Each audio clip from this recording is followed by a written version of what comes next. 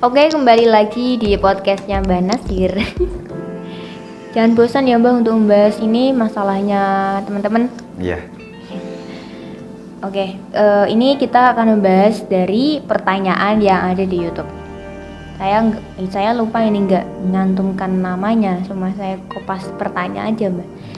Jadi intinya pertanyaannya seperti ini. Assalamualaikum Mbak Nasir, mohon maaf pencerahan tentang ilmu pengasihan yang jarang saya amalkan. Apakah ilmunya masih tetap bisa difungsikan?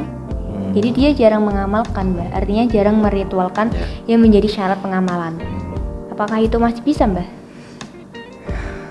Ya masih bisanya itu tetap masih bisa ketika dia mulai lagi bersungguh-sungguh untuk mengamalkan ilmunya. Gitu. Jadi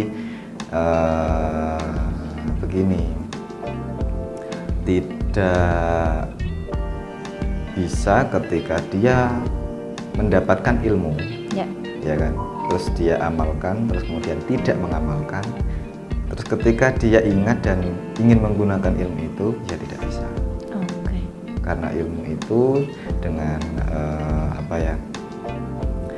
amalan atau yang terkandung dalam ilmu tersendiri yang harus diamalkan, kok tidak dilakukan ya ilmu itu tidak bisa berfungsi.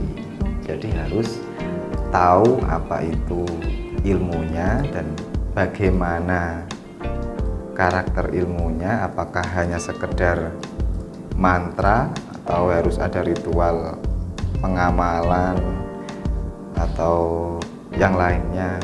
Itu harus benar-benar dijaga dan diamalkan supaya tetap ilmunya itu bisa digunakan.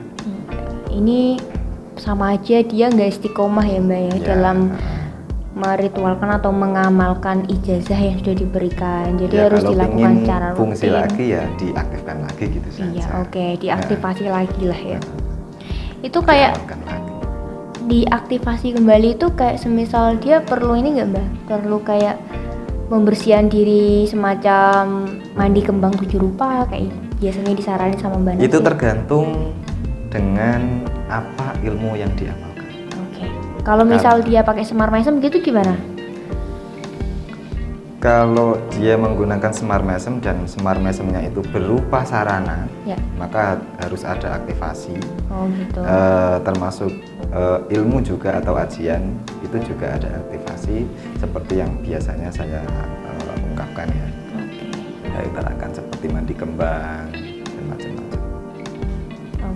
Jadi harus tahu nih sebagai kayak tadi ya. bentuk langkah awal mulai lagi. Tapi kalau hanya sekedar ilmunya saja gimana Mbak? Doanya yang mantra yang biasanya dia baca, tapi dia sudah nggak mengamalkan, udah ya lumayan lama lah ya. Kemudian apakah masih bisa dilakukan? Ini kan dia tinggal baca aja ya seharusnya Mbak.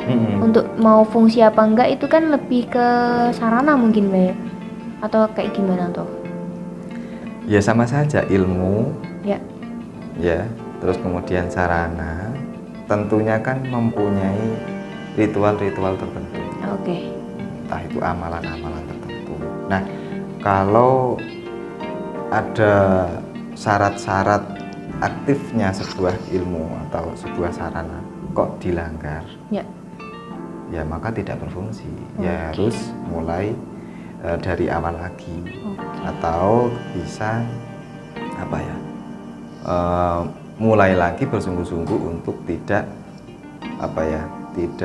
teledor atau tidak menggampangkan suatu ilmu itu supaya ilmu itu tetap ada dan bisa digunakan. Jadi ya ibarat dia sudah melanggar, termasuk melanggar ya Mbak itu. Karena seharusnya dia tetap mengamalkan supaya tetap masih bisa memfungsikan ilmunya tadi. Terus dia malah nggak mengamalkan. Ada pesan lagi Mbak untuk orang yang tadi? Semacam ini itu gini ya, tanggung jawab kalau menurut saya. Jadi yang saya harapkan itu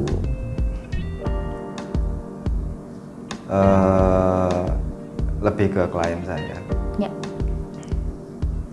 Suatu ilmu atau sarana itu adalah tanggung jawab. Itu prinsip saya. Karena ketika seorang sudah menggunakan sebuah sarana, maka dia mempunyai tanggung jawab terkait sarana tersebut, ya kan? Entah itu mulai dari amalan atau apa. Nah, saya harap itu ya ketika orang sudah benar-benar pingin, dia punya niat di situ, maka dia harus bersungguh-sungguh di situ supaya hajatnya bisa terkabul. Kemudian ada manfaat-manfaat dia bisa merasakan. Gitu. Jadi harus ini ya, menjaga apa yang sudah dulu dia niat untuk menggunakan sebuah ilmu atau sarana. Gitu. Ya, jadi kayak semacam dia itu orang yang ini Mbak, mungkin sudah udahlah ya, aku udah nggak ada niat kayak gitu. Jadi dia untuk melakukan pengamalan juga pastinya kendor juga gitu kan Mbak. Ya. Beda lagi kalau dia semisal niat banget, ngebut banget gitu kan, ingin hajatnya ini terkabul, dia nggak bakal melanggar amalan itu ya. Ya, perbedaannya di situ. Kalau semangatnya itu berkurang, biasanya ya cara pengamalan atau syarat-syarat tertentu ya seakan terabaikan. Jadi begitu ya. Mungkin semoga itu bisa terjawab buat teman yang sudah memberikan pertanyaan di kolom komentar kanal YouTube kami. Dan intinya tadi ya bahwa sarana yang sudah tidak diritual, karena biasanya sudah tidak diamalkan lagi, ijazah atau doa yang sudah ditetapkan itu akan menjadikan sarana tidak berfungsi. Tapi alangkah bisa berfungsi lagi, itu lebih baiknya ya dia istiqomah dalam pengamalannya itu. Terima kasih buat waktunya Mbak Nasir. Semoga pertanyaan ini bisa bermanfaat dan bisa menjawab atas segala problematika klien yang sudah mencurahkan segala problematikanya kepada layanan Mbak Nasir. Dan terima kasih kembali di podcast selanjutnya. Sampai jumpa.